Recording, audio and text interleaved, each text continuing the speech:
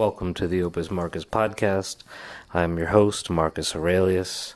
You are the calm eye in the center of the storm, and this is episode 11. And you know what? Let's be real.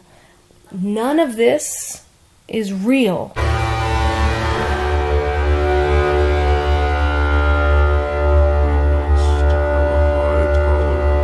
We must have a high tolerance for chaos. Learn to embrace the flow. Forgive all that we can't forget. Regret nothing we can't let go. For despite what we have learned, infinitely more we do not know. So let us tune our frequencies Until new vibrations grow. Let's pretend that it never ends. And now, it's time to start the show.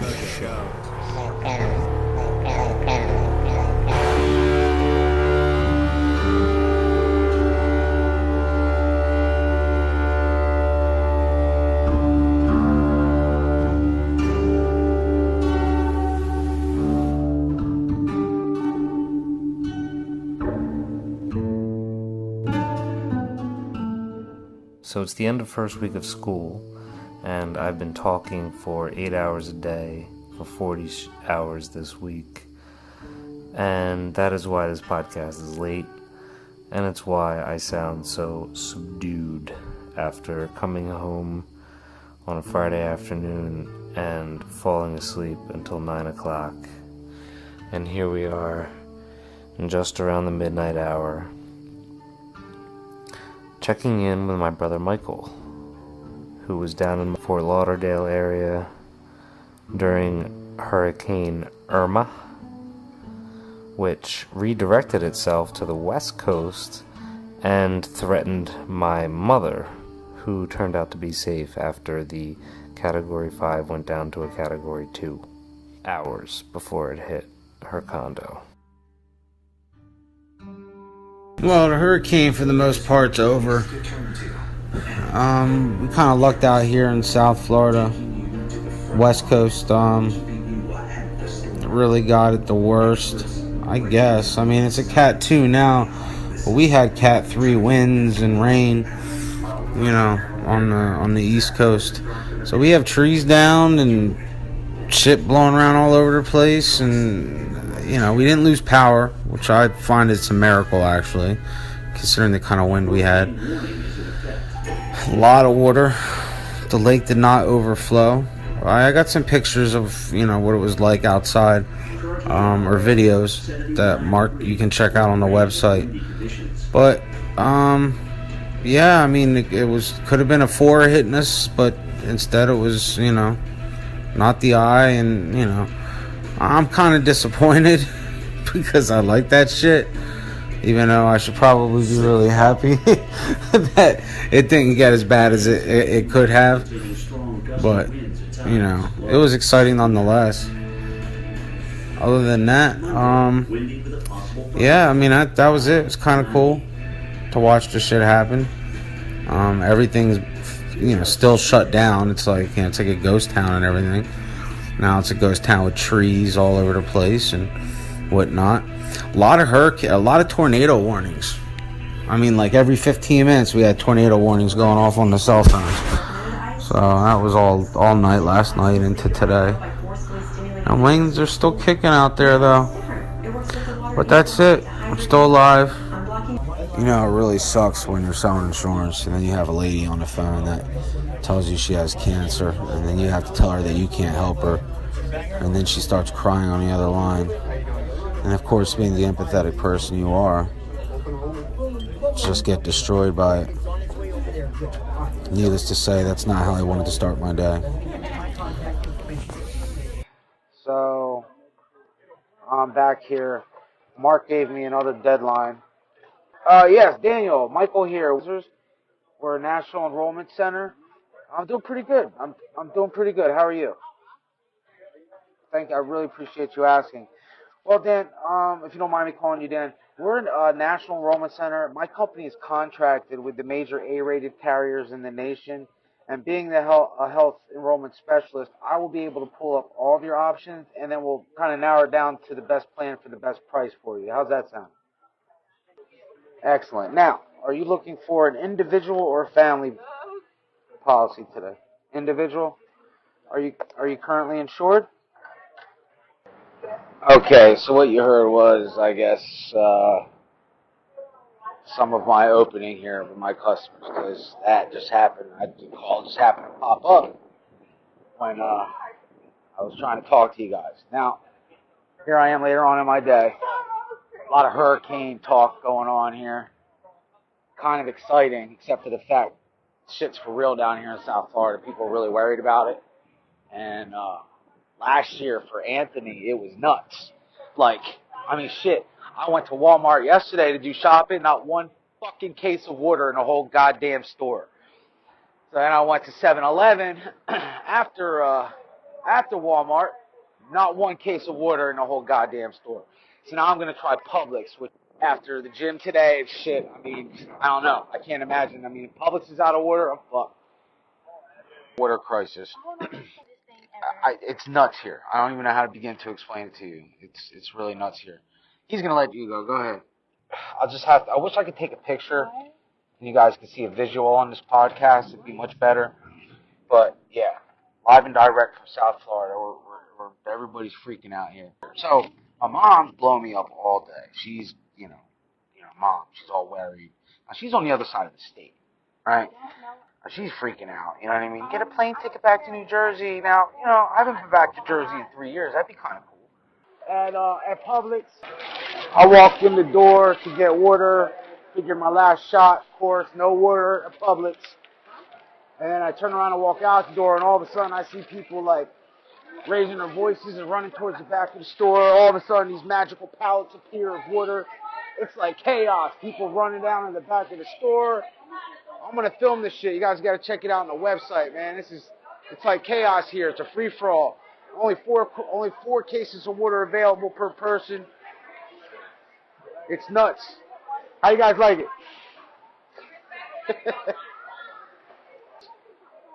Unbelievable. It's just for real down here in South Florida.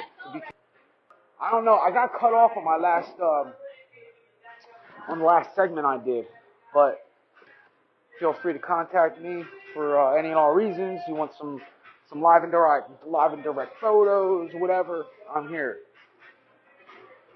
Love you guys. Check you out after the storm if I make it. Okay, I was looking through my files here. I figured I'd add one extra thing just for shits and giggles.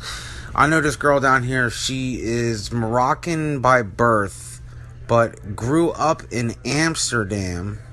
Her parents live in Amsterdam. She happens to manage a property that I lived on here in Fort Lauderdale. But her and I became friends. Actually, a little bit more than friends, but we won't get into that. She now lives in Spain. She moved back to Amsterdam, and she now lives in Spain. Believe it or not, I had an invite to go live in Amsterdam to expatriatize myself. God, I regret that decision. I'd be living in Spain right now, having lived in Amsterdam. Crazy. Alright, whatever. I'm not going to talk about the choices I've made. But we're still friends. And I had a kind of a laugh with her in the car because she was speaking Arabic. I was like, oh my God, you're a terrorist. Just joking around. So I asked her, she was having a conversation with her friend who flew in from Amsterdam while we were picking up at the airport in Miami. And the two of them were having a conversation in Arabic. So I recorded her for a little bit. I figure just to break up the my all over the place recording here all day long. But I figure you guys would get a kick out of this. This is Arabic for a minute.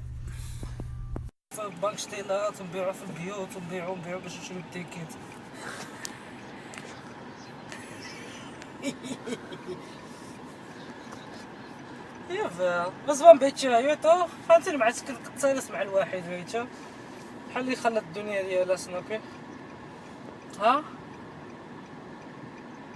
هي محقتي كتعرف عاود واحد مشى انا قلت له دابا واخا مشيتي عتمشي بحال هكا بالعصب ولا بالعصب فهمتي خليتي يموطعك قالت لي يا اندركير قلت له نهار خير اذا جيتي اجي غير 7 ايام ما تجيش كثار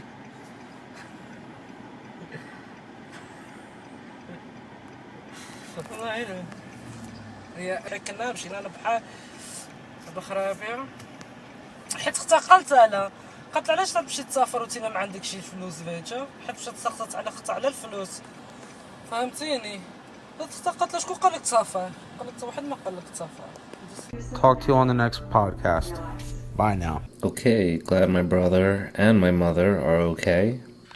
So now that the hurricanes are over, I guess we can go back to being afraid of North Korea. And as if it was pre-planned, as soon as those hurricanes blew themselves out, sure enough, North Korea blew a missile at Japan. You know I'm being sarcastic when I say we can be afraid of North Korea, right? Because North Korea is not really that much of an existential threat. I mean, you do realize we have the most powerful military in the world. That combined with the resources and militaries and cooperation of governments from other countries around the world, that we could, like a giant global thumb, squash the bug that is the corrupt government of North Korea and its dictator. Just like that.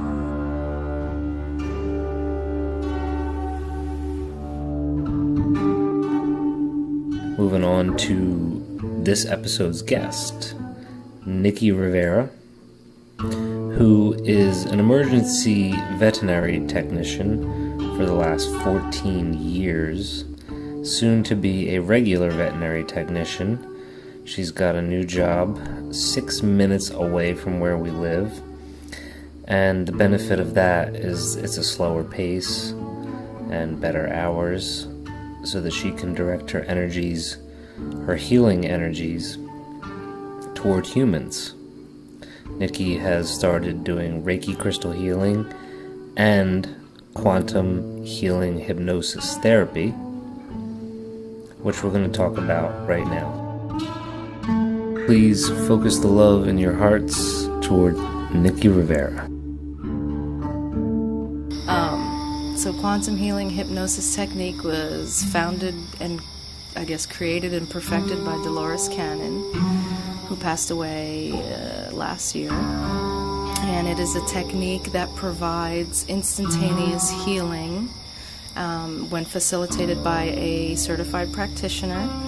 It starts off with a relaxation kind of visualization meditation that leads the client into a trance, into a deep level of trance, one that a lot of clinical hypnotherapists have refused to work in. And it starts off with a past life regression where the client will learn about their patterns that they've carried over from past lives into this one. A lot of it will tell them why they're experiencing like physical symptoms, ailments, diseases in this life. The biggest part of the past life regression is going through the death experience, because that can tell you a lot about what is going on with you in this life. And then, it also helps you understand why you were incarnated with the family that you're in right now and the relationships that you have. Teaches you a lot about that stuff that can give you a lot of aha moments, for this lifetime. After that, I ask permission to speak with the higher self, or the universal consciousness, the soul, the oversoul, however you want to, describe it or call it. And once I get permission, I'm able to ask questions on your behalf, which you provide to me. Some of the top questions people want to know is, what's my life's purpose? What was the purpose of this relationship? Why am I suffering from this disease? Where did it come from? Can it be healed? How can I heal it? And once all the questions are asked and answered, you ask the higher self to do a body scan for instant healing, and the higher self will take you from well, actually the higher self is really in control, so it's going to just do what it needs to do, and it decides what needs to be healed and if it will heal it. And most times it's completely instant, and the shifts that occur after the sessions, at least in my experience, have been phenomenal.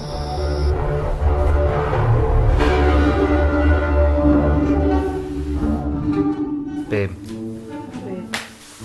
Remember the Budweiser frogs? Yes, I remember the Budweiser frogs. What did they say? Bud. Why? Zer. Really? My mom loved that commercial because she loved Budweiser. There was always Budweiser in our freezer. Budweiser, huh? Always. Are you recording right now, you son of a bitch? I am recording right now. Babe, we have to record this podcast. I don't know what you're waiting for. It's 9:30. I've been sitting in here for an hour. No, you have not. I have, absolutely. Devin has been in bed, and I have been in here. I had to shower. Okay, well, now we're here. But we have to do this because I'm already late. Okay. So, what's up? How's your life? How you been since the very first Opus Marcus podcast episode, which was like 7 years ago. It was recorded in March of 2016, and it didn't make its debut until April of 2017. No. For real. Really? Yeah, I sat on that shit for a year because that's how I roll. I procrastinate till the time is right. It's not procrastination because it's paralysis by analysis.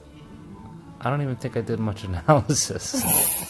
I think it was 90% paralysis and 10% analysis. Paralysis by what? Paralysis by dialysis? No, now I'm just thinking of things that rhyme. What else rhymes with dialysis? Oh man, this is off to a really, really bad start.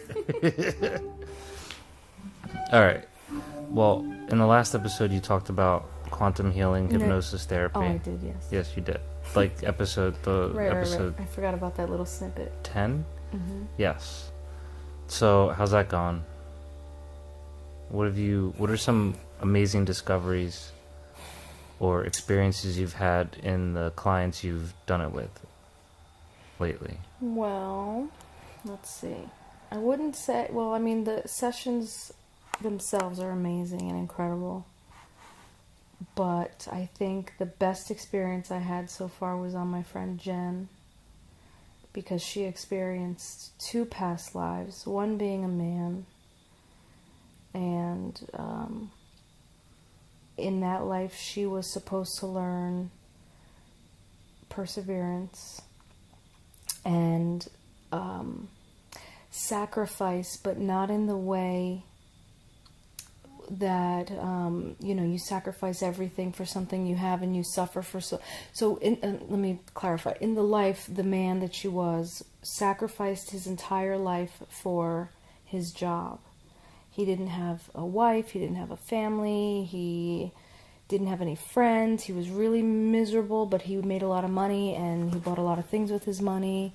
And then eventually, towards the end of his life, he moved to Greece, was able to work for the same company but remotely, and was married and fell in love with a woman named Delilah, I believe. And when I asked the higher self what the purpose of that life was, it was to show that you don't have to sacrifice your entire life to be happy. You can make little sacrifices here and there because sometimes that's necessary, but you don't have to wait until the last minute to live your life the way you truly want. And that was very significant for her because of, what she's going through currently with her own career change. And, we're getting older and she just turned 30 and she's kind of having that. Yeah, that's so old. Well, I'm just saying, first, wait till you're on the cusp of 40. Well, it just feels like, I guess, for her that, she's 30 and she's just now figuring out what she wants to do with her life. But that's such a common thread in our lives. I'll never forget, because my mom used to say all the time, because your 20s are very rocky, and you really don't fully learn who you are and settle into who you are until your 30s. I could go on for hours about my 20s sucking and not having a clue and not knowing what to do with myself, feeling completely and utterly lost. My 20s were very rough. When did that change? The roughness? Yeah, like when did you start to... I would say when I turned 30. Yeah? Literally. I knew that once I turned 30, maybe I created that reality for myself because I convinced myself that when I turn 30, my 30s are just going to be the shit. I just believed in it so much that, you know what, who knows? Maybe I create, we create our reality every moment. I think maybe that's what I did. I just believed in it so much and things just changed. I found a really good job at Westfield at the time. And I was able to move out of my parents' house and get my own place. And, I was in my very late 20s, maybe 28, 29, when I moved out of my parents' house. Well, because I've been at Westfield a few years now. I'm trying to think of the timeline. But anyway, things started to fall into place as far as my life's purpose when I turned 30. I found life coaching and I was like, this is it. I want to do life coaching. It felt right. I learned so much. Life coaching changed my life. Oh, yeah. But then I got into healing and taking healing very, I don't want to say seriously, that kind of gives it a low energy about it, but like really believing in energy healing in the and legitimacy spiritual of it. healing. Yeah. Yes, exactly. And wanting to do that and knowing that's my life's purpose. Healing is my purpose in this lifetime. And I didn't discover that until recently, over the past year or two. And what was the process of that? I mean, I know this more or less, but what was the process of that discovery? Can you take us through maybe like the steps? Yeah. So when I was going through my where I was feeling really spiritually lost, alone, and confused, I searched. I had just moved home from New Jersey. I had just moved back home to New Jersey, and I was living with my parents, and being a single mom, coming back home, feeling completely defeated, knowing that there was something else out there, but not knowing what it was, and feeling just so spiritually lost and confused. I kind of was craving some kind of community and spiritual connection. And I literally went online and Googled non-denominational spiritual communities, and I came across Unity Church, Unity of Montclair, and that's where the path started. It's not where my spiritual path, that was not the first place I landed. I landed in yoga and stuff like that like a year prior, but Unity was the first big community that I was ever a part of. And through Unity, I discovered Reiki. Somebody had a Reiki master come in, and I attended Reiki and got certified in level 1. And I liked it, but I wasn't like 100%, not that I wasn't convinced, but I just... At the time, I wasn't ready. Doing a Reiki treatment takes a lot of time and energy. Mm-hmm. And if you're not really, really in it, it's just not. You're just going through the motions. Yeah, and that's how I felt. I was going through the motions. So I kind of let Reiki fall to the wayside a little bit and forgot about the healing part. And, life goes on. And I discovered life coaching. And that was amazing, right? But then something happened. I don't even know exactly what it was that happened, but then there was some sort of shift that had me remember. You remember you got certified in Reiki, right? I think you want to revisit that again. And it was always like this nagging, like this poke. Somebody was like poking Reiki. Pick up your book, read the book. You should visit Reiki again. My spirit guides or my higher self is telling me, get back into the energy healing. So I kind of just was like, all right, so I listened. So I bought another book, I started reading a little bit about it again, and it started getting me interested. So I started doing self-healings. And the first self-healing I did was the most incredibly intense experience. I was in meditation, and I just said, you know what, I'm going to put my hands on myself, and I'm going to start doing Reiki on myself. And it was literally like an electric shock where I was completely immobile and paralyzed almost, but it didn't hurt. But when I had my eyes closed, I could see the light flashing. Like, I couldn't move. I was literally, like, people have sleep paralysis, you know, they can't move. They're kind of aware, but they can't move. Yeah, I get that. It was like that. But I was sitting in meditation. My hands were on my abdomen somewhere. And it was just like lightning. And then I was like, oh, shit. You know, like, this is for real. Like, I think this is something that I should look into more and experience more. So I literally, that moment, once I could figure out how to move and, like, get my balance back and, you know, start thinking again, I was like, you know what, I have to market myself as a Reiki healer. I have to start practicing. I'm going to do some sessions on my friends. And I had a few friends who were interested, so I invited them over and I did a few sessions on friends. And every session I did on a friend, I was instantly, again, tapped back into that state of consciousness where I was a healer. I would have visions. My intuition would pick up on certain things that they were thinking or feeling or experiencing. And I would communicate it to them. And I was right. And, you know, at first I was kind of like nervous about the communicating my intuition or my visions because it's a new gift of mine, you know, that I didn't really trust yet. Mm-hmm. But every time I did it, they were like, holy hell, how did you know that? Or yes, oh my God, I've been feeling this way. Or that makes complete sense. And I'm like, this is interesting. So I knew I was ready at that point to start really going with the flow. And then eventually I started using crystals in the healing. I've always loved, you know, gems and crystals and minerals and stuff like that, so I've been using those and they've been really working, and I've been using them on myself and sleeping with them and carrying them on my person all the time. And then I somehow stumbled upon Alba Weinman, who is trained in quantum healing hypnosis. She's also a clinical hypnotherapist, interpersonal hypnotherapist, and she's trained in a few different things. You said something about her that intrigued me, which was she brings people under to a level that clinical hypnotists usually don't go. Like, we all do in with quantum healing. We work in a level called the somnambulistic level of trance, which is the theta level. And clinical hypnotherapists. You mean theta brainwaves? Yeah, what did I say? Well, you said theta level, but I just wanted to theta clarify brainwaves. that. Yes. They're relaxing themselves to the point where they're in theta mode of brainwave. So theta, when you're in the reason quantum healing hypnosis is so easy and attainable for every single person in the entire world is that we experience theta brain level waves, whatever you want to call it. Yeah, whatever. Theta state. Twice a day naturally. Right before you fall asleep and the very, very few moments after you wake up. Yeah, it's my favorite state.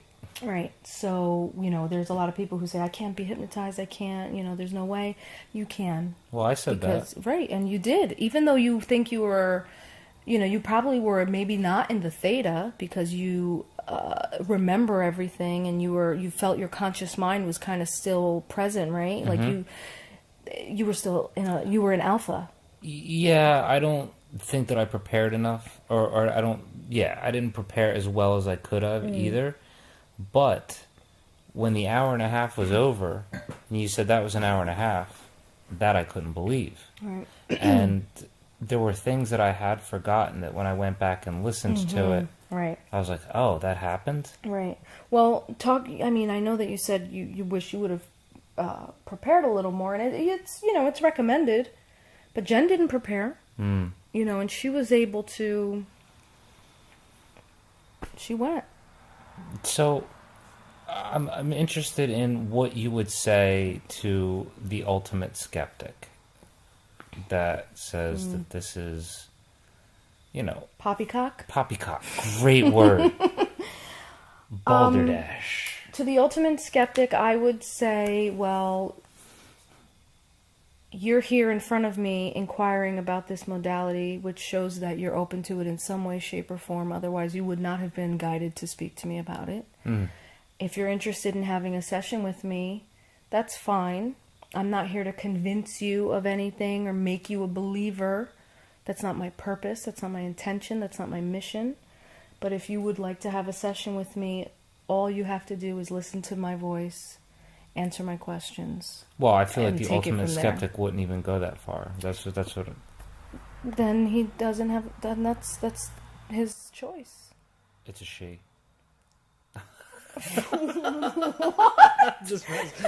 just messing with you. I'm like, You does your just mom assume- does your mom want a session? That's where I was thinking. I was like, oh, No. Well, no, she would be more of the believing type.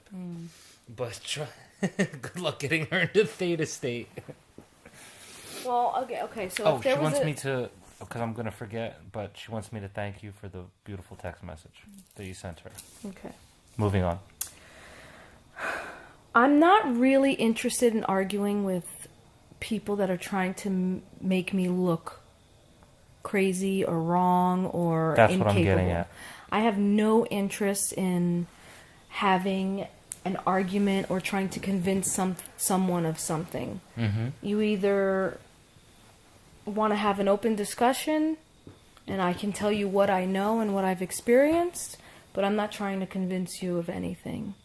I have faith and trust in the process.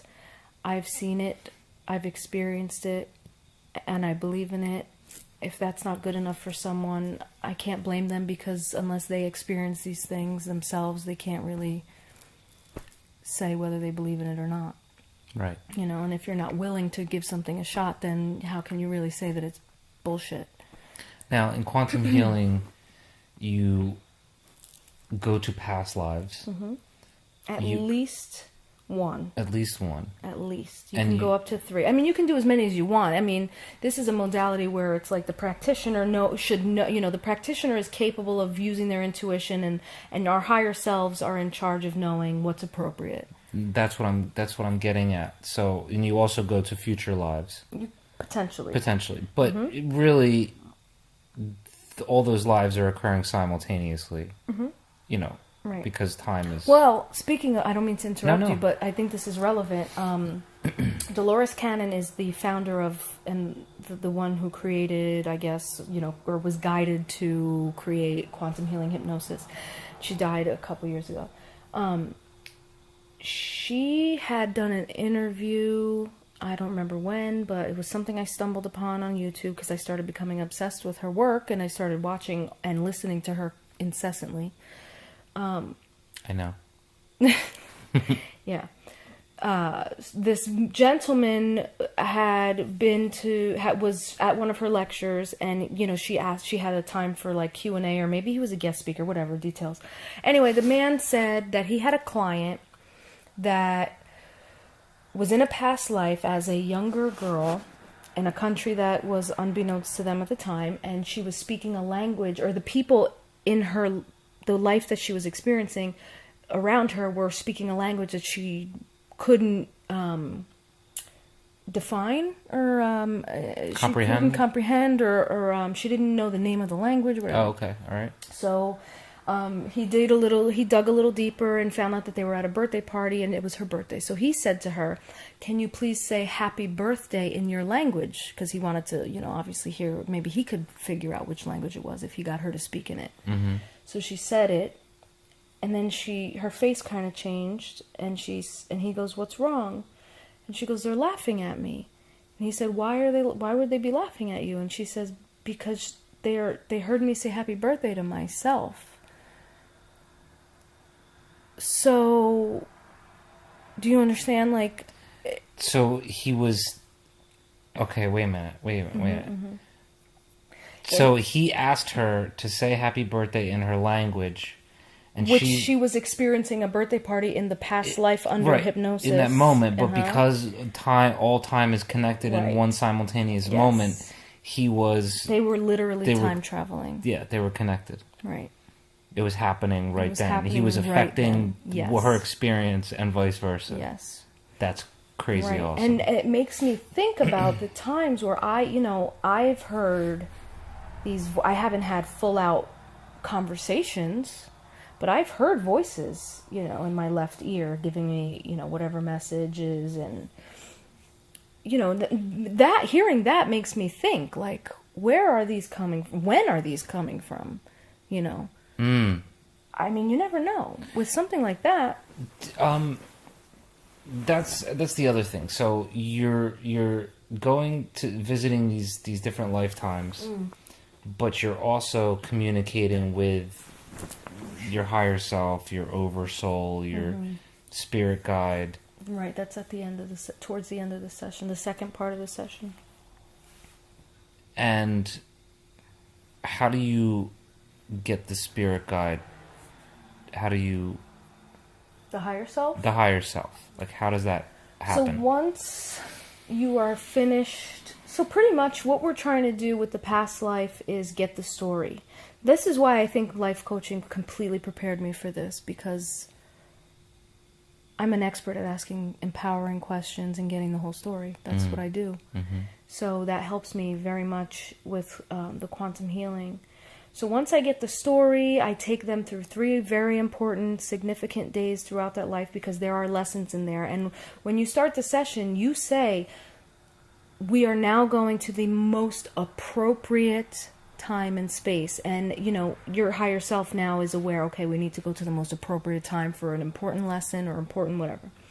So after all that's there, and you know, one of the most important part of the past life is going through the death experience. So you ask that they can view their death as an observer, so that they don't there's not any emotions attached to it. Because when you're in a somnambulistic level of trance, you're literally having an experience. You're not watching it. So you mean their present lifetime death experience? No, never. Never the present lifetime, the past life. You never want to take anybody through a present life death experience, because can you imagine what that would do to somebody? Well, yeah, that's why I'm asking. So always a past life. Take that back to my experience, because I only you're laughing over, because I didn't see other lifetimes. And it was just jumping, it was like quantum leaping to different points in my life, and then there was black. That was the last thing. And then afterwards you told me that I died. Yes, so the black, according to Dolores Cannon, and remember, she's done this over 40 years of research.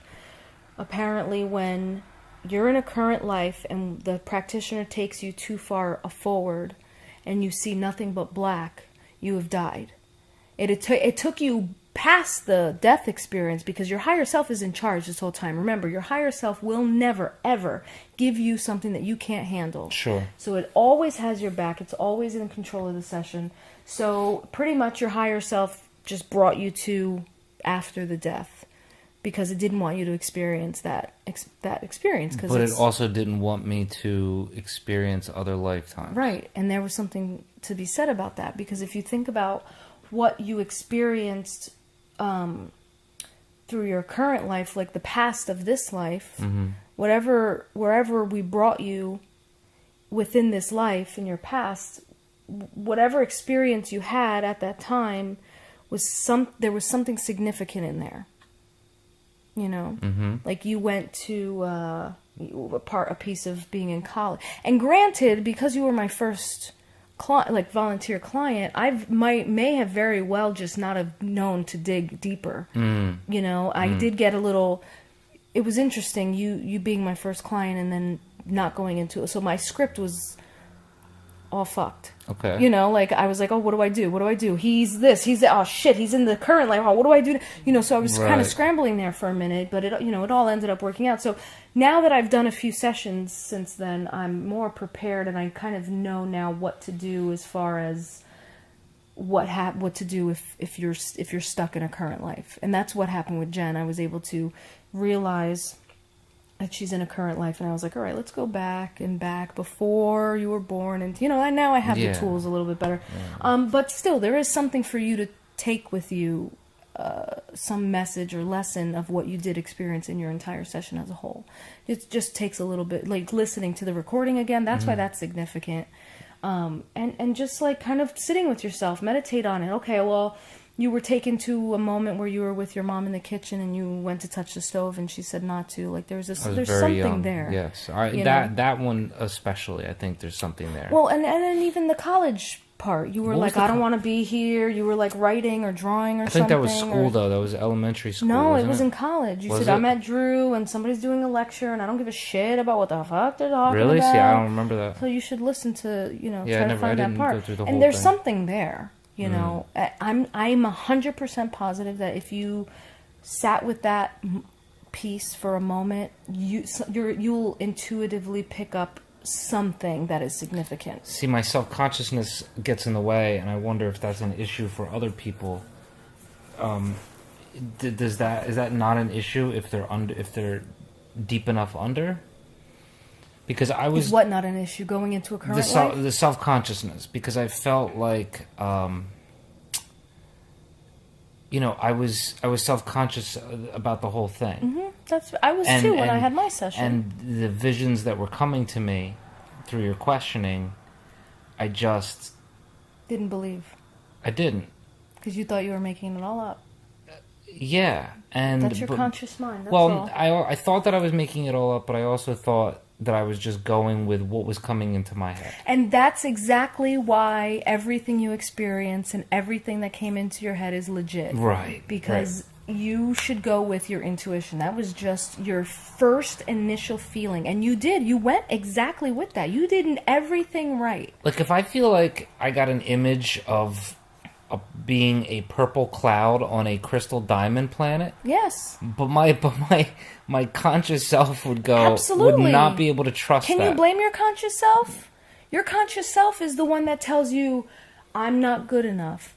I would never get this job. I'm not a good artist. I'm not a good whatever. That is your conscious mind. Mm-hmm. Your human, the human part of you. And not for nothing, as much as that conscious mind can seem like it's hindering us and saying mean things to us sometimes, at the core, it's trying to protect us from failing. It's the ego. Mm-hmm. It's trying to protect us from It's failing. survival. It doesn't want us to be uncomfortable, so it makes excuses for us. It makes us procrastinate so that we don't take risks and we don't screw it up. Mm-hmm. And we don't feel that feeling of, oh, fuck, I screwed this up. Damn, I can't do... You know what I mean? Like, at the core, it really is trying to save us from harm. And that's why... That's why we try to work in the somnambulistic level to kind of get the conscious mind to take a step aside. And there's a lot of times in sessions where the conscious mind will literally be... It'll be you, let's say in Marcus form. Mm-hmm. And your higher self will be speaking, and Marcus will be kind of to the left a little bit, kind of trying to veer in and... What are you guys talking about over there? Mm-hmm. And as a practitioner, we're not going to say... Marcus, get the fuck out of here, like, you shouldn't be here, because that's a part of you. And we never want to say something like that to something that's a part of you. We want to make you feel safe and trusting, and so we'll say something to the effect of, I know that you like to read or write or, whatever. I would probably say something like, talking to your higher self, can we ask Marcus to, like, maybe go read his favorite book for a little while you and I talk. He could veer over here anytime he wants and like kind of look in, but you have to build trust with the conscious mind in order to let the higher self fully come in, because we're humans. We have trust issues. Like, we're jaded. Okay. It's very, very normal. It is not unheard of that people's conscious mind get in the way. What do you do if something traumatic comes up? You tell... Would you like some more? Some more wine? No, I'm good. I have a little left. I'm not drinking any like wine, in a just past, for the record. In a past life, you're saying if something traumatic comes up? What if something traumatic comes up in a future life, yeah. Right. So it all depends. First of all, before you even start the session, through the induction, we go through a quick meditation to protect the client with the white light pyramid. And, it goes on to say, nothing can harm you mentally, physically, or emotionally throughout this whole thing. So you're kind of giving subliminal messages. Even from the moment the client walks in the door, you say stuff like, this is going to be so easy. Mm-hmm. Come into the office. Let's talk. Yeah. You're sending subliminal messages right away. And the reason subliminal messages in this sense works is because our higher selves are already connected and committed to working together. Mm-hmm. It's all about setting the intention. If the intention is pure, you can't go wrong. Right. So if somebody has a traumatic experience, the higher self will allow you to experience it in whatever way that you can handle without causing you any harm. You're completely protected. And B, first of all, the practitioner has to be careful. Just because, let's say you're going through something crazy that kind of triggers me, I have to kind of put my shit aside and realize that you're under my care right now, and I cannot let this affect me, because this is not about me at all. Right. I can deal with that afterwards. I can simply say something like, okay, well, what's happening? And if I see that the person is like hyperventilating or whatever, pain or whatever, it's as simple as saying, you can observe this experience without any pain or any emotion attached. Just talk to me about exactly what's happening. You won't feel a thing. You're just the observer. And it works like a charm every time. It reminds me of something I heard about how to deal with bad trips. If you're a trip Oh my God. Well, if you're I don't want to go into that. Which I understand you're a little familiar with. And I'm very familiar with. But you tell the person, because in a way they're in kind of that state when they're tripping. So if somebody's having a bad trip, you tell them, oh, that's normal. That's just the 5-minute jitters. You're going to feel fine in 5 minutes. Yeah. And whether they realize it or not, 5 minutes later, they're fine. Right. Even though in their mind 5 minutes can feel like 5 hours. So I don't know, it's all relative. Yeah, that's true. 5 lifetimes. Right, exactly. Mm-hmm. Okay, let's go to your communication with spirit guides. Tell us about that and when that started happening. Oh, good and Lord. Well, it's good to talk about this though, because it makes me think about it a little bit, to kind of get the full picture. I don't know when it started. And I'm using my intuition right now, and I'm going with what my guides are telling me to say right now, which is very interesting.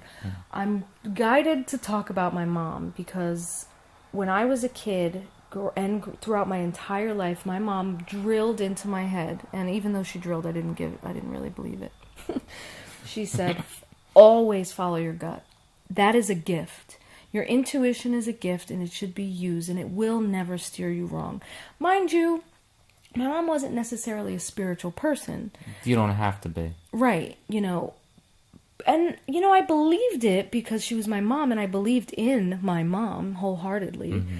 But it was really hard for me to seriously trust my intuition because the conscious mind is always like, you don't really want to do that, or is that really, are you sure that's a good idea? You know what I mean? And my intuition's like, yes, it's great, it's perfect, and I'm like, no, I can't do it, so it took many years for me to trust. And my mom believed very much in angels, and divine guidance in whatever way she believed in it. She was a very interesting character.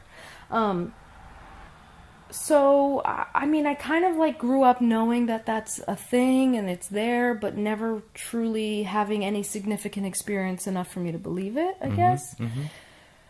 And then, I feel like now talking about it, I've always had that clairaudience gift.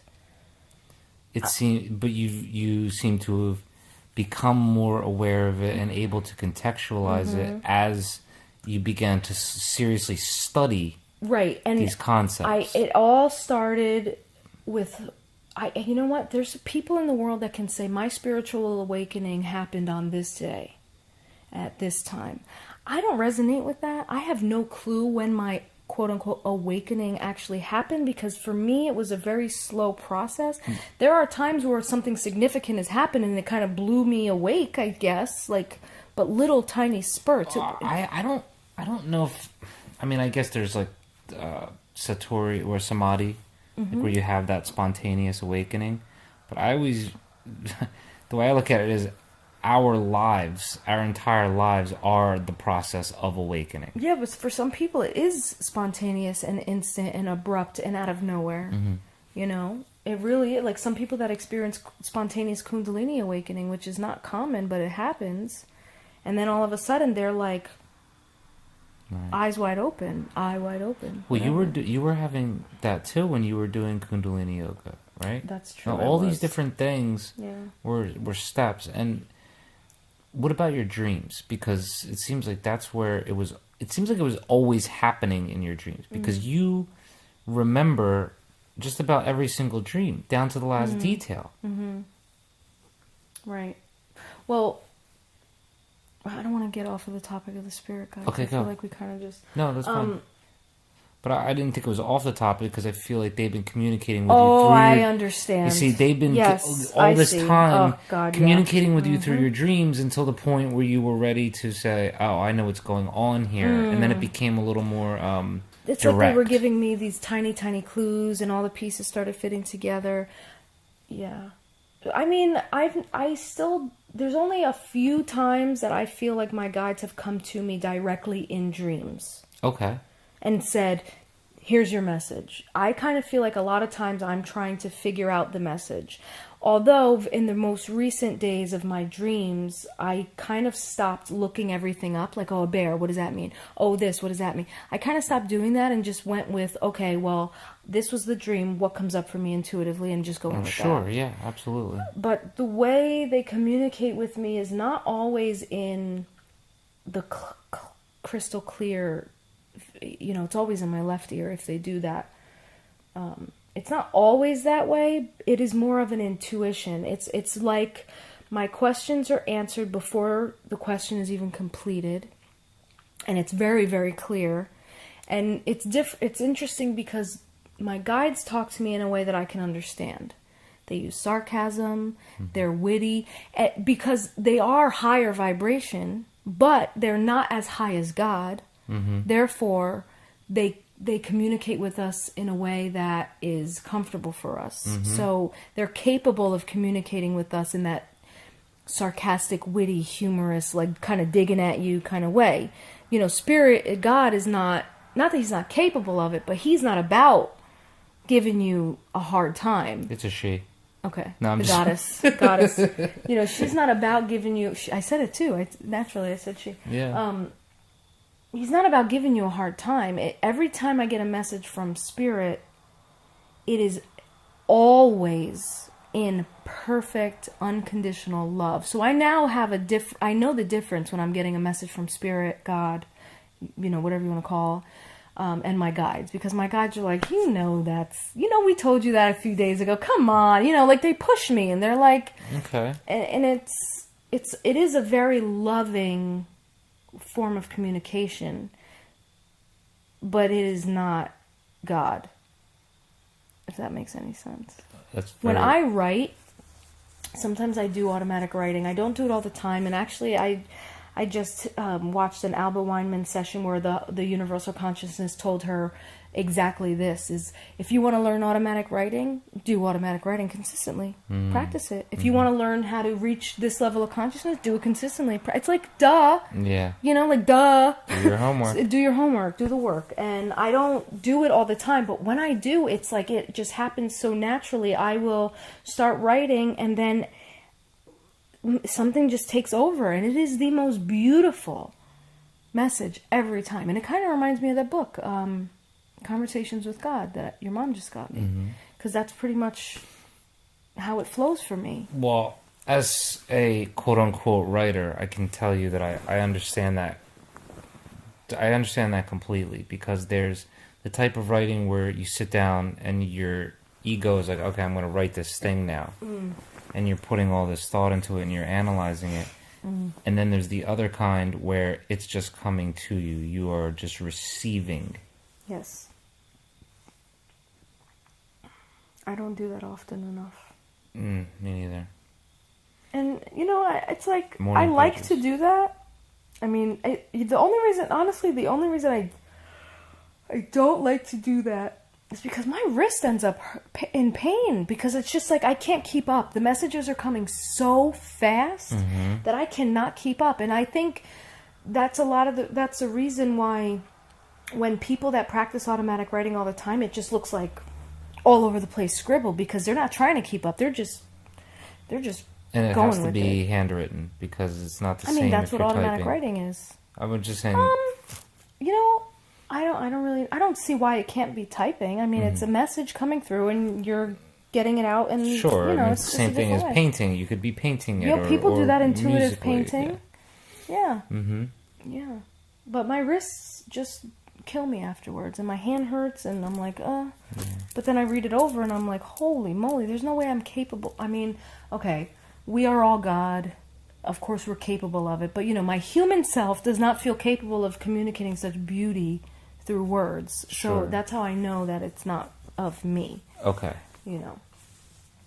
I mean, I have visions every now and then that I don't, you know, but, okay, recently I told you I had that Reiki session with this woman, and I was seeing a woman in white. She was wearing all white. Her hair was beautiful and blonde. I say was, but is, because I sense her now. But I could see her in a meadow, and she's just like a free spirit. That's all I can describe her as. She's just going with the flow, with the wind. Her arms are just in the air, and she's just flowing so gracefully. And it's almost like this playful, whimsical, beautiful... I don't know how to describe her other than just a beautiful, radiant being of light that was there. And I don't know, at the time I didn't know why she was there, and I asked my client, and I said, you know, I was sensing, you know, this woman, did you lose someone recently, or do you know someone, or do you ever send? And she's like, absolutely not, nope. So I'm thinking, like, okay, that doesn't mean that I'm wrong, it doesn't mean that I don't have, you know, because of course at that point I'm like, you know, because I'm still kind of getting my feet wet in this, I'm questioning it, but I was like, no, man, I know what I saw. Right. You know, I have to just feel it, you know, and investigate a little further. And I came to the conclusion, and what feels right is that she was there for me. She was guiding me in my healing and pretty much telling me, everything flows, look. It just flows. There's nothing to worry about. Like, just go with it. And she was just going with it. There was no music. She was just, like, moving around and dancing with the earth. That's all I can describe it as. Okay. And she was there for me, and now I feel her, you know, I right now I see, I mean, I don't see her like I see you, but I sense that she's just like kind of around, just fucking dancing, which was interesting because I have been really, for months craving, you know, I can't dance. I mean, when I drink, I think I can dance well, but I don't know what the people around me feel, as far as that's concerned. But I've been feeling recently like I need to move around this energy within my body, and I want to do it through some kind of spiritual dance, whether it's, you know, Shakti dance. It's something that, you know, or some kind of spiritual dance. And I felt really self-conscious about going to a class and seeking it out and asking for help. And yesterday I just literally put on some, I think it was shamanic meditation, and I was just going with the flow with my body in the bedroom now. And it felt really, really, really nice because I was alone, you know, I didn't have anybody watching, or, you know what I mean? It was like just my thing. Yeah. And she inspired that in me to like just go with the flow. So I think, I don't know what her name is, I don't know where she's from or why, you know, I think her purpose is to show me just the flow. She hasn't spoken to me yet, but it's interesting because last night after no, it wasn't last night, I think it was the night before, I was in bed, I don't know if I meditated beforehand or what, but I heard this like, like an electrical current, but really loud. I have no idea what that was, but it was loud as day. And I try not to overanalyze these things. Wait, you know, because I get that quite frequently. Was it like a buzzing? No, I in your have the head? buzzing and the ears ringing constantly. Yeah. If I'm not distracted by other sounds, my ears are constantly ringing, and it's loud. That's called tinnitus. I don't think I have I'm tinnitus. just messing with My friend's mom has it, actually, and it's really debilitating. you. Yeah. Well, they say that when you're going through the shift, you feel those, sounds and changes in pressure. Oh. Oh, yes. That's a big one. Yeah. Heart palpitations. Heart palpitations. I mean, I drink a lot of coffee, so who knows? Because I have other things in this podcast, we've just done 44 minutes. No way. You want to say? I mean, I believe you. I don't want to. 44 minutes, and well, that's because it's just 44 seconds. Easy to talk to you. Yeah. What's next for you? What is the... You love when I say this. What's the plan? I have about 20 volunteers between now and December because I want to get as many free sessions in quantum healing as I possibly can before I start taking paying clients. What's next is getting the practice and experience with the volunteers, taking paying clients starting in January. Magali and I are discussing opening a wellness center, a holistic wellness center. Magali, who was my guest for episode 7, maybe? 8? We went out for coffee. I mean, we've talked about the wellness center before, but this recent time we went out for coffee. We were probably there for like 2 or 2.5 hours. I mean, that always happens when we get together, but the plan is to find a space and just take it from there, like really just, we are 2 women who are independently, I wanted to say independently wealthy, but that is absolutely not true. Well, maybe one day I can make us independently wealthy. Yeah, you're just activating. I'm just visual. Yeah, exactly.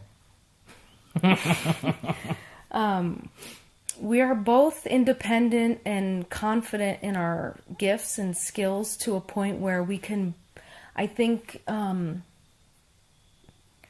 don't know what I'm trying to say. I feel like it would be a team effort, a partnership. Competition is not something that is even on the, you know what I mean? Like, this is something that we feel like we want to do for the world as a whole because we want to help people heal. The mission, I believe, is healing on a deep level and supporting people who are going through sincere trauma and pain and helping them awaken and heal, without using drugs or traditional medicine. Exactly. I mean, I know people are doing this all over the world, and that is why it's appealing, because we can be a part of a mission for elevating the consciousness and the healing of humanity as a whole. Being a part of that is, I think, very important to us. It's very important to me. It's your life purpose, you feel. Absolutely. It is bigger than, we talked a lot about playing the human game. We're on Earth, we're in these Earth bodies. This is not all that it is. This is not,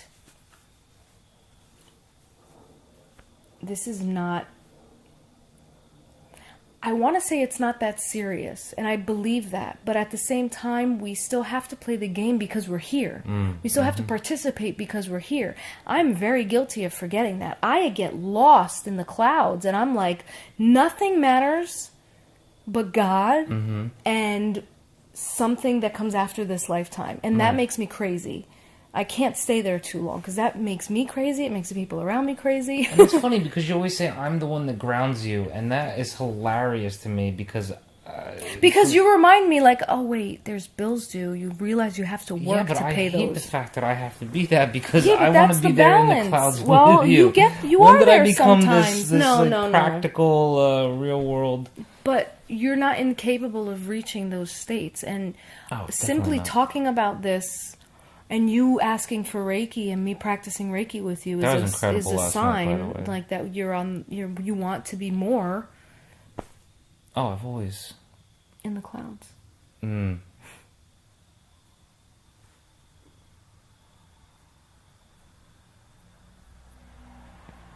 Just to pause to look I don't have a problem with silence. into your eyes. That's it.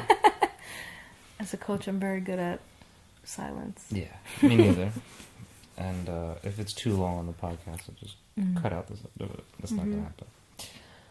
So, and I really think I agree with you that that's where this should be headed, is to find a space and make it sacred. And that's where you guys will really be able to do the work that you want to do. It'll thrive. Yes. What's interesting is, do you remember when Devin, I got her those crystal balls and she was doing like crystal ball gazing very, Yes. very, very briefly? Yes.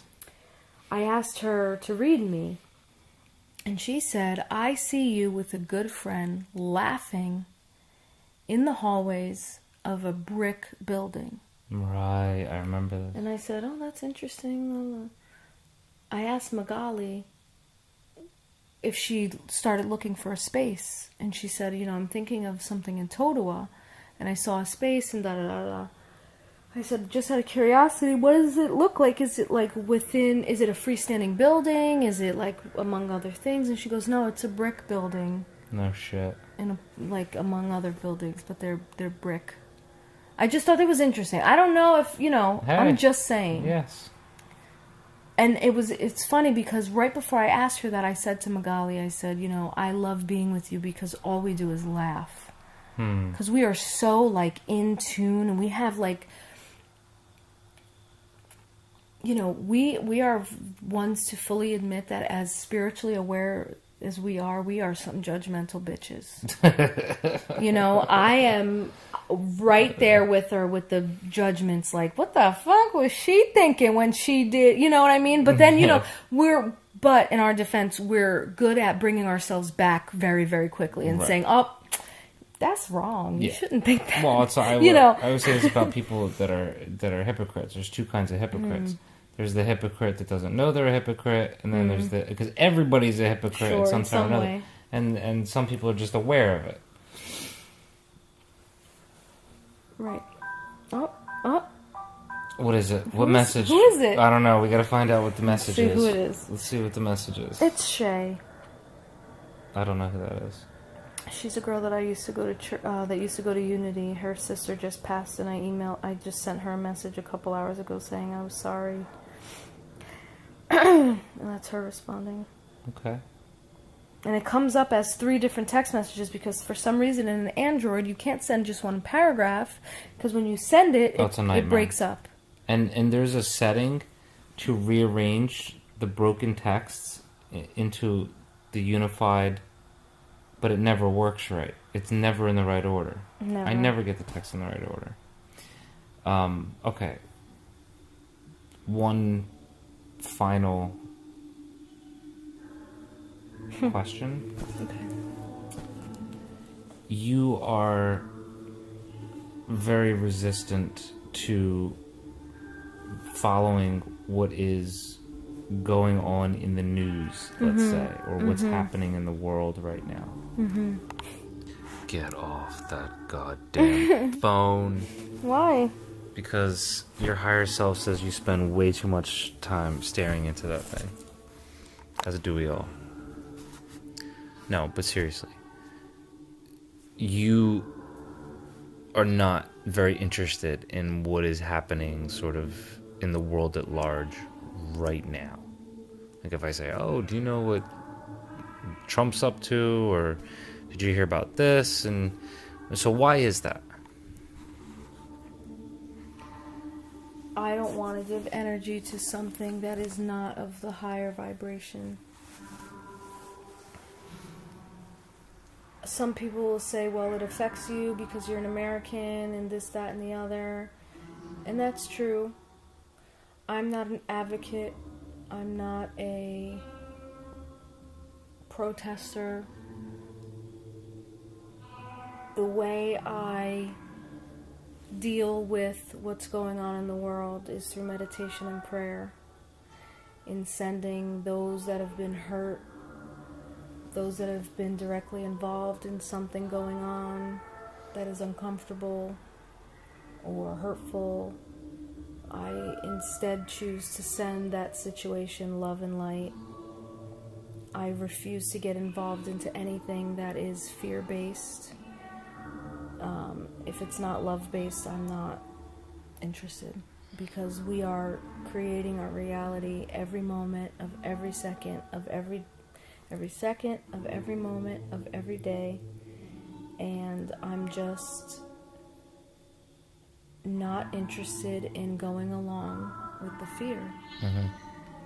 So if that fear showed up at your front doorstep, so look at the hurricane is coming to Florida, right? So let's say the hurricane showed up here, and or something happened politically that directly affected your life.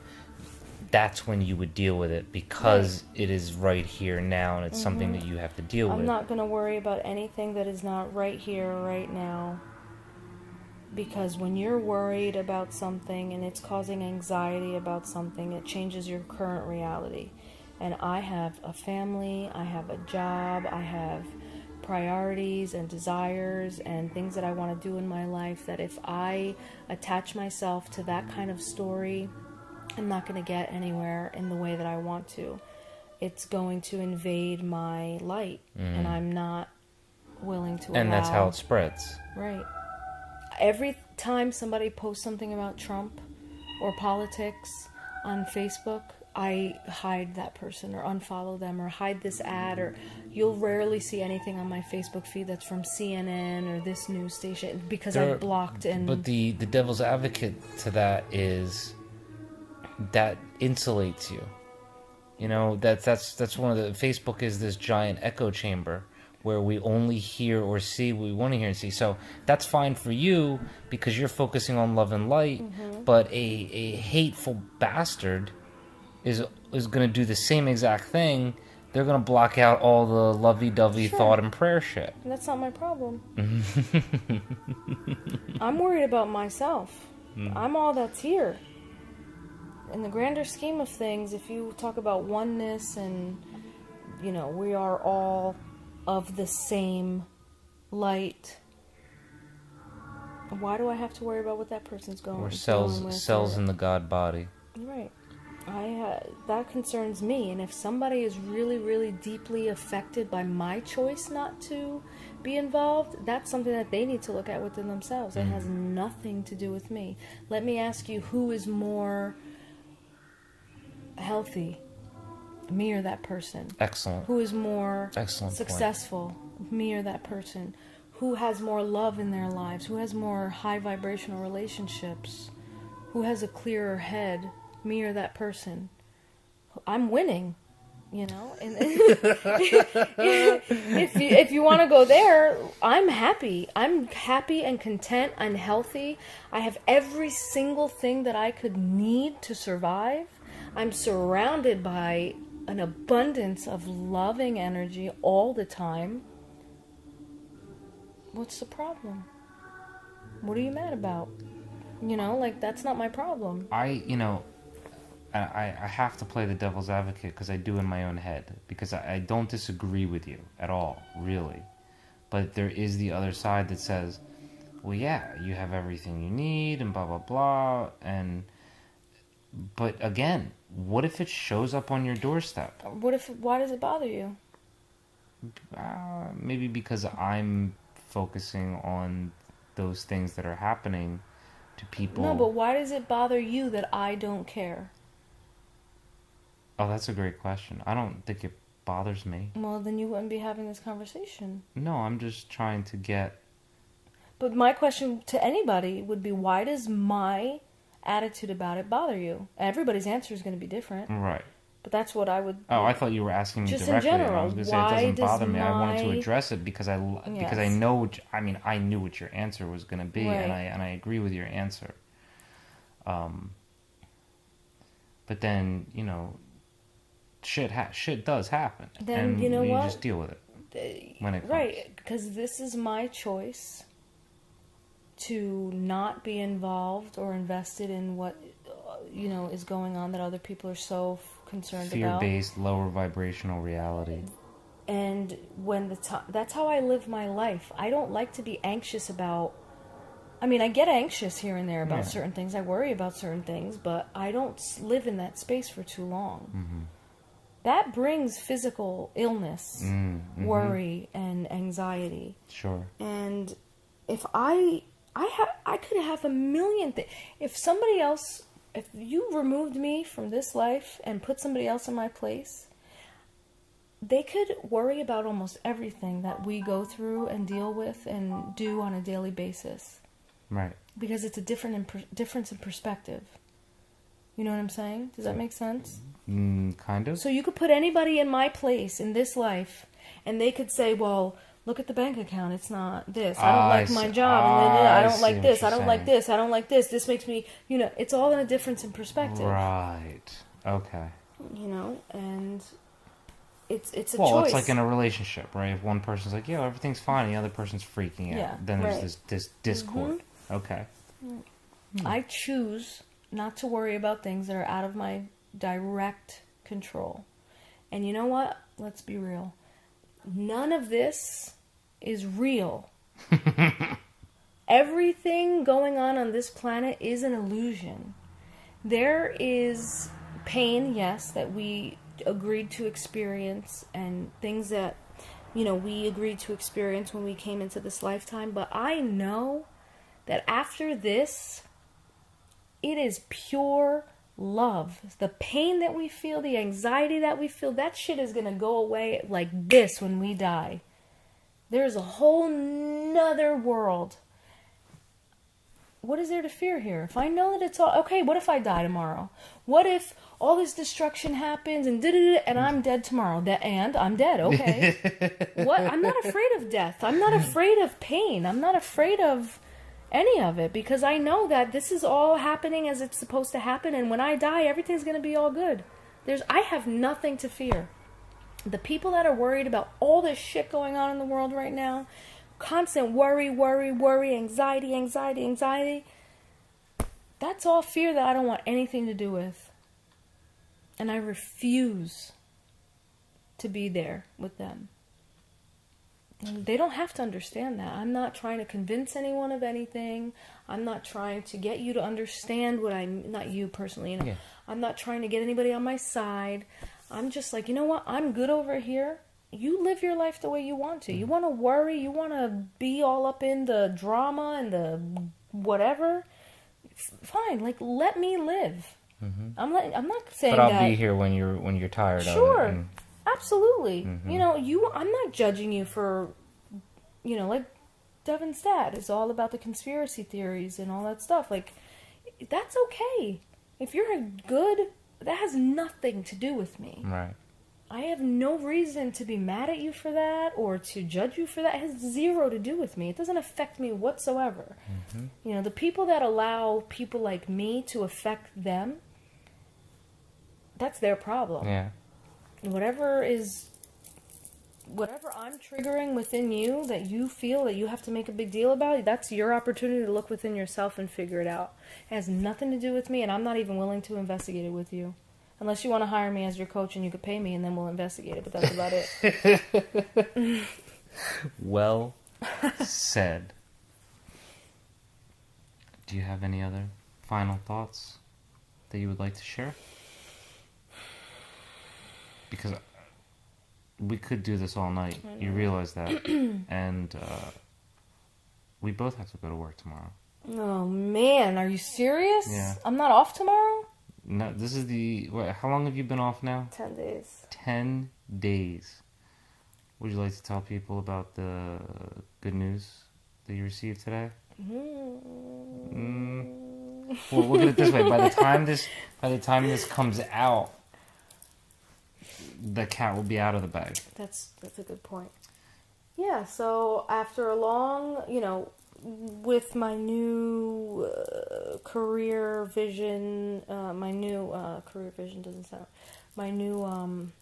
mission and life purpose, that I've all discovered that all, there has been times where I thought I need to leave the veterinary field and take the leap and get into the healing 100%. But after being off for so long and talking to you and doing not a lot of meditating on it. I have meditated on it, and I've got my answer that it is not the right time to just go cold turkey. It's just not a good idea. Well, not when we have right Devin. Of course not. That kind of stuff.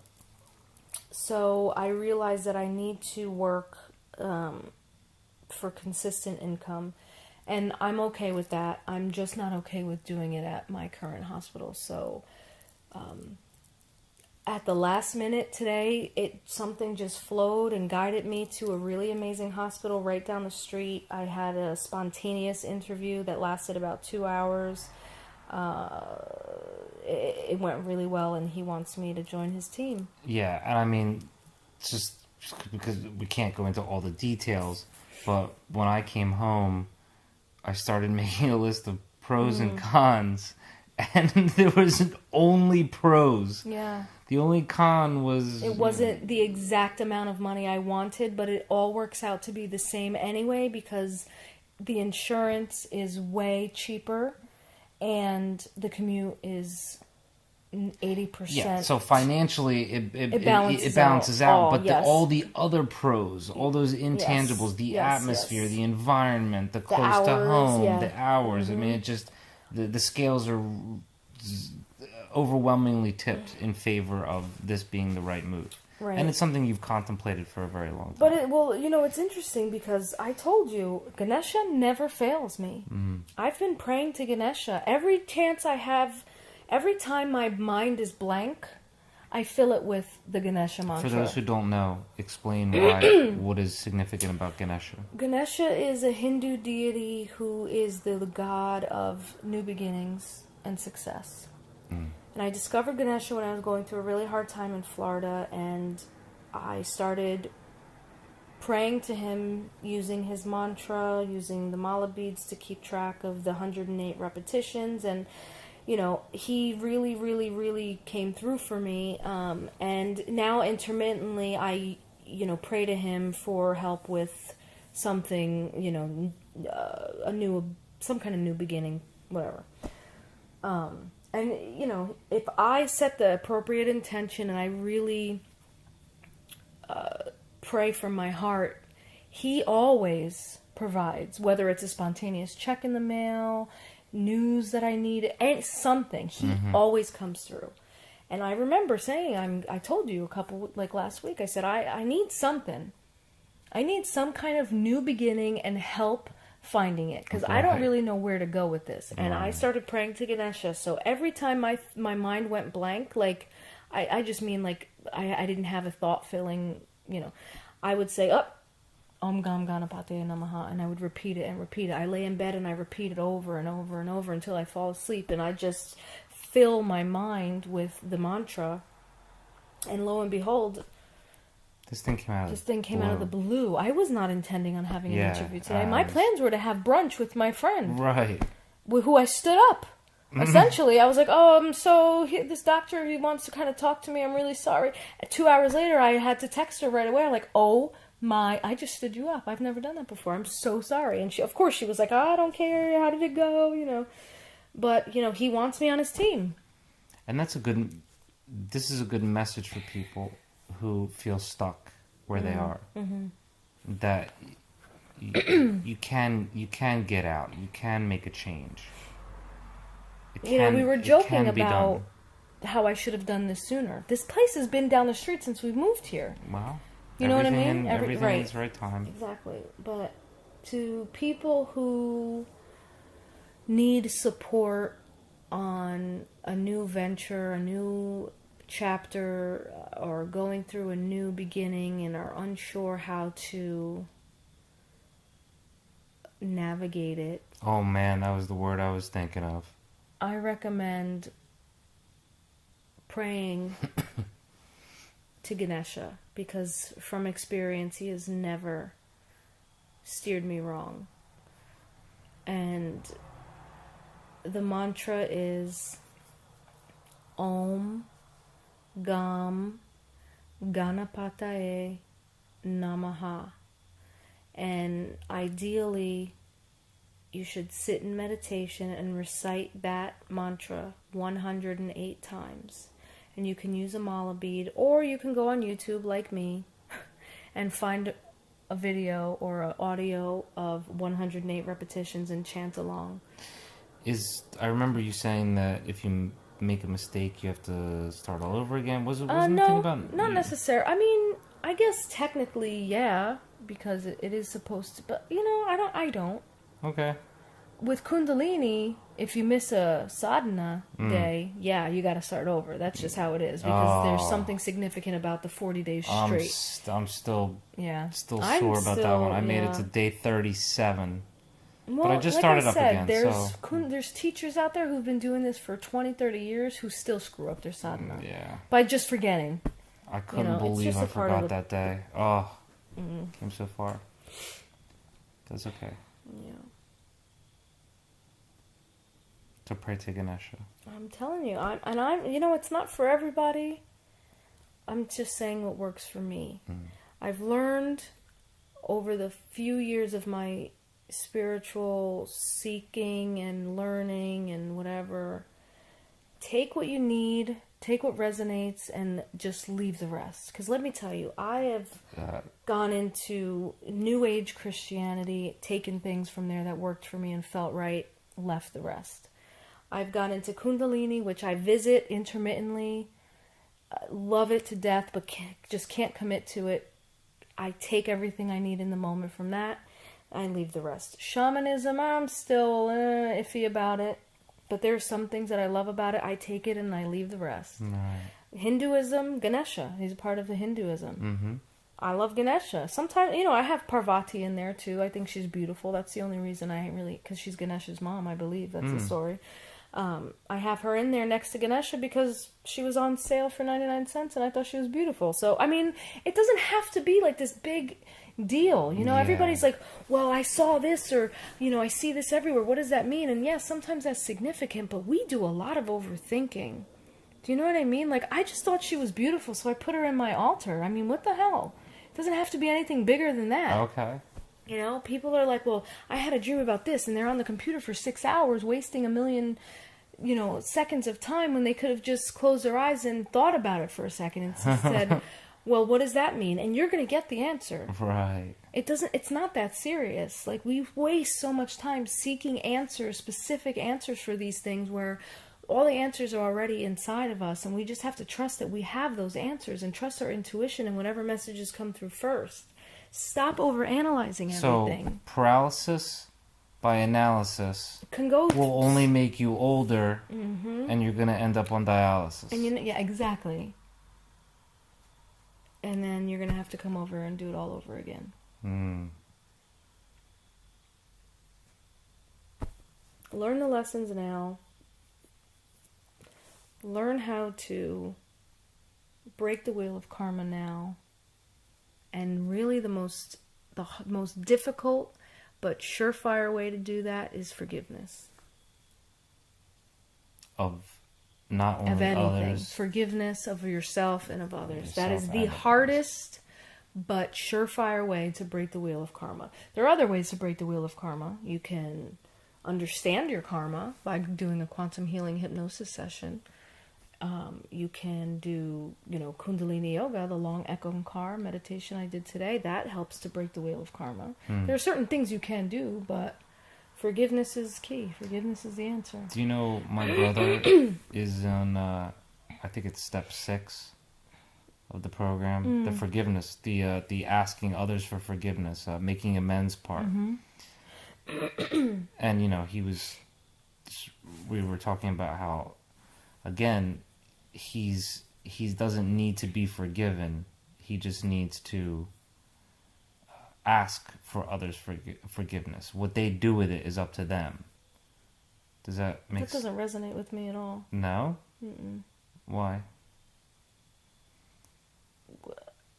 So, because the idea is you harm somebody. I think he should just forgive himself for everything that he's done and take it from there. I mean, just like you said, you have to let go of what other people do with you pleading for forgiveness, but forgiveness is not for anybody else but yourself. So you start with forgiving you. Right. I mean, I understand the steps are a way to physically, like, a tangible That's way. That's what I'm getting at. Is that for I guess it's a way of practicing humility as well. But it's almost by making amends with others or making that attempt. It's a form of forgiving yourself. Maybe because it brings it to your awareness. It brings it to your awareness. I mean, you know, you talk about breaking the wheel of karma. So if you did something to somebody in your life, you could sit there. You can ask for forgiveness and say and acknowledge that you did that wrong, but you're not breaking that wheel of karma unless you truly, at the core of it, forgive yourself for it. Asking for forgiveness is one thing, but truly believing that you're forgiven is a completely another level. Asking for forgiveness is surface stuff. Right, I understand that. I'm now you've confounded me, because now I'm questioning the purpose of that step. Remember though, those steps were, I'm not saying that they're not helpful, because they were obviously, people have used these steps for years, and it's worked for some people, and for some people it doesn't. I'm just, maybe for me it wouldn't be one of those things that worked for me. It seems constructive for somebody who... Like, is there a difference between truly forgiving yourself or just sitting on the couch going, yo, I forgive you? Like... How do I articulate this? There's never... Like, you could just be like, well, I was a fucking asshole to that person. Oh, I forgive myself. And then the next day, you just keep doing it. You know what I'm saying? There's a difference between that and truly... It's true forgiveness. There's really no way to articulate that, because it is not a thing to be done. It is an energy. It is a vibration. You know what I mean? God, I love talking to you. So there's no way for you to put what true forgiveness is into words, because true forgiveness is unconditional love for yourself. So you'll know. You'll just know. Unconditional love is impossible to put into human words, because the human language is so limiting. Gobbledygook. Right. So. Okay. And when you forgive someone else, it's something that can't be articulated. It's like I said, it's a vibration. I understand what you're saying. Absolutely. You don't have to do anything for it. Yeah. Because, like, you know the story of Devin's dad. When I sat there and forgave him, everything changed at that moment, because it was a vibration. Therefore, my perception changed. Even though he hasn't changed, he's still the same exact person that he was when we were together and it wasn't working and I hated his guts and all that stuff. But because I forgave him and my perception changed, the relationship shifted completely. Well, I'm glad you did that before I met you. It wouldn't have worked if I didn't. It's been... everything works well with that, with what we have with that system, you know? How do people who are interested in either life coaching, Reiki healing, quantum hypnosis healing therapy, or any of the other services that you offer, how do they get in touch with you? You're going to have to put that on the website, because my website is like this weird, the free Wix thing. I can't remember. It's like Nicky954 dot blah blah blah blah blah. Okay, so I'll just have a nice shiny link in the nice episode notes. Or, if anybody's curious, they can always... Obviously, we just had this conversation how attached to my phone that I am, so I will get an email if you send me one and respond pretty quickly. So they could also email me at Nicky, Nicky, at livetothrivecoaching.org. And that's pretty much it. Okay. Thank you so much. You're welcome. Thank you. I didn't have confidence that we were going to record this tonight. Me neither. Because we were both tired. And we've been putting it off. And I was drinking off. wine, and I was like, I could just go to sleep right now. Yeah. And now I'm a little more charged. I know. You better take melatonin. Melatonin? That stuff gives me the dreams, yo. Yeah. There was a psycho kid in last night's dream. You gotta be careful. That kid Maybe was- try the other bottle. You said it's got to be one of these bottles. It's one of the bottles is the bad bottle, definitely.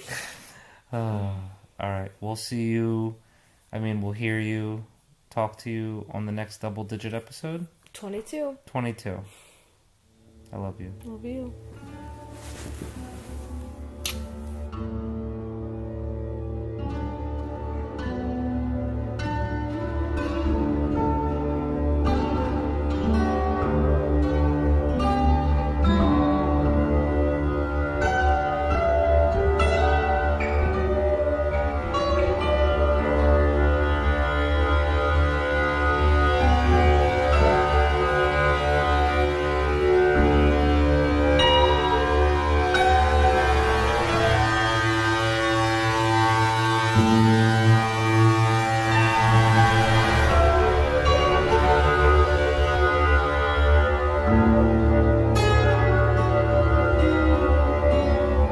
Let's be real.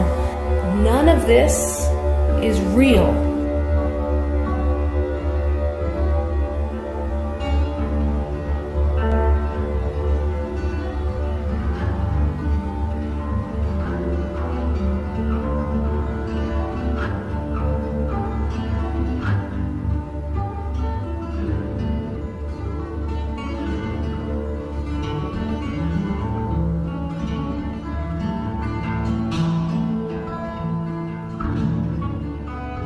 What's your advice for people in life? My advice is to stay strong, be helpful, be smart, be brave, be powerful, be kind, and be loving to everyone, even your pets. People are like, oh, wouldn't you get lonely when all your loved one dies? Like, no, you get new loved ones. You know, we really don't know what's in store for us. We really don't know. Well, would you want to know? Well, no. No. Let's say something bad happened to you. Move on. It already happened.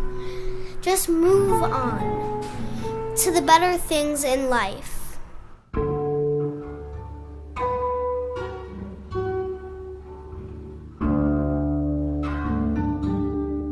I hope it's really not just us. Right. And everyone else is like, self-created eternal hell. No. Every waking moment is a joyous experience of growth and opportunity. I find myself totally spiritual centered and at peace with the balance between me and the rest of the universe.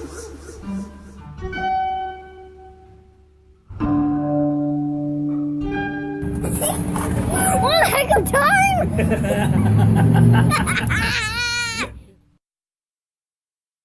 After all that, they won the game.